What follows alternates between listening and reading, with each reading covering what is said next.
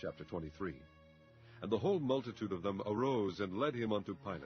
And they began to accuse him, saying, We found this fellow perverting the nation, and forbidding to give tribute to Caesar, saying that he himself is Christ a king.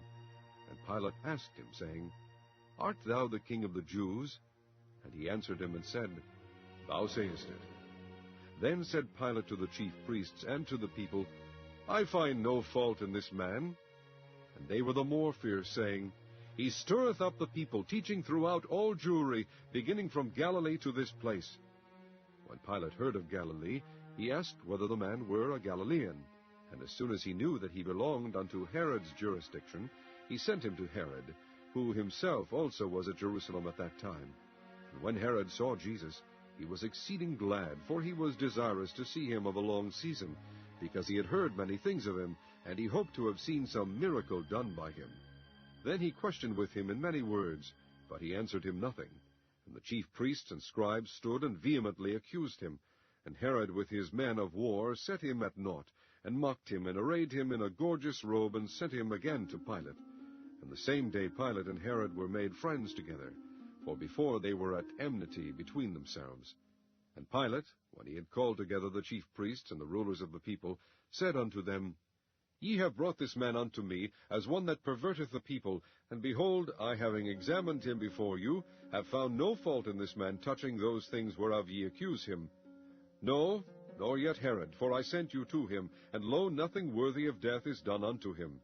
I will therefore chastise him, and release him. For of necessity he must release one unto them at the feast.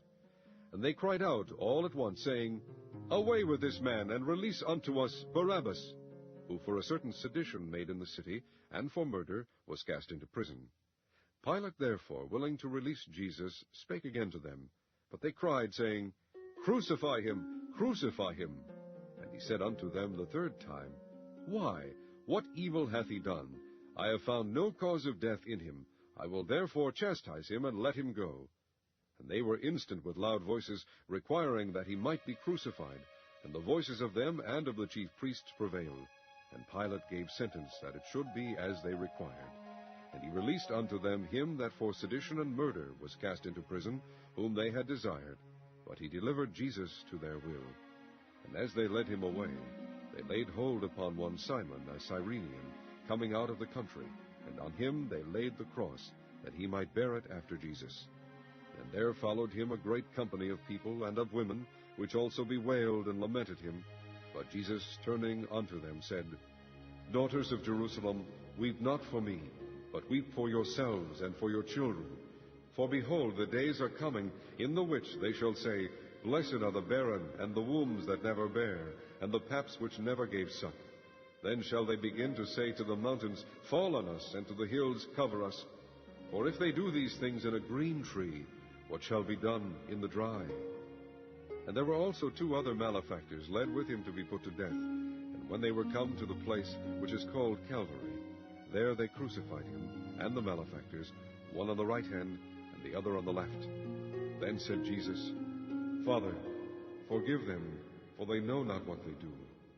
And they parted his raiment, and cast lots. And the people stood beholding, and the rulers also with them, deriding him, saying, He saved others, let him save himself, if he be Christ, the chosen of God. And the soldiers also mocked him, coming to him, and offering him vinegar, and saying, If thou be the King of the Jews, save thyself.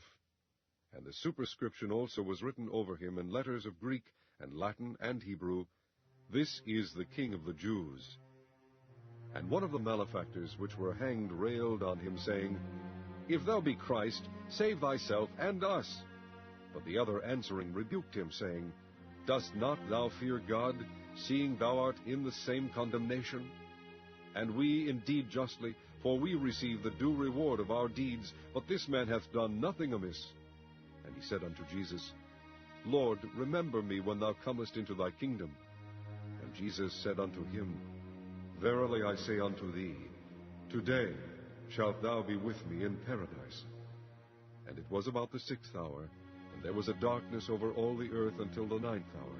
And the sun was darkened, and the veil of the temple was rent in the midst.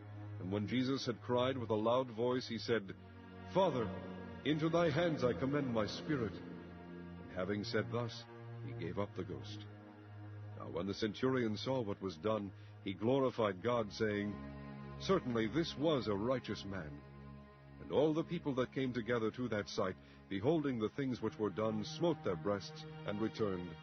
And all his acquaintance, and the women that followed him from Galilee, stood afar off, beholding these things. And behold, there was a man named Joseph, a counselor, and he was a good man, and a just. The same had not consented to the counsel and deed of them. He was of Arimathea, the city of the Jews, who also himself waited for the kingdom of God.